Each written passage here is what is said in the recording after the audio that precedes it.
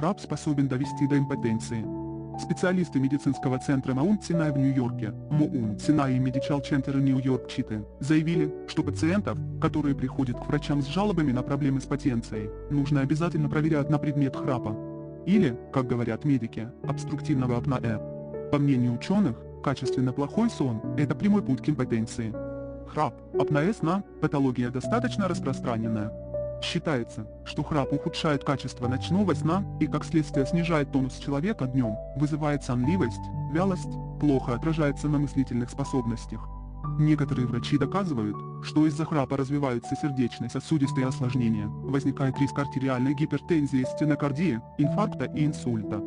Сахарный диабет и ожирение, психические нарушения также способны возникнуть в результате некачественного сна.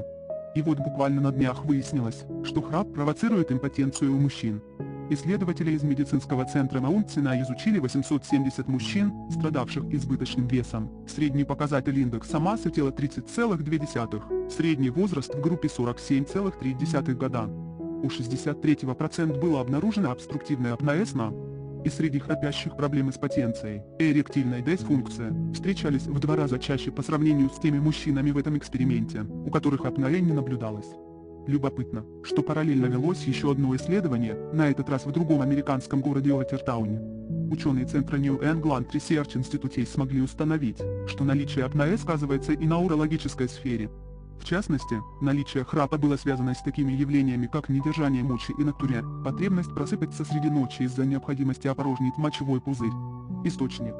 Источник – Здоровье Mail.ru. Благодарим вас за внимание.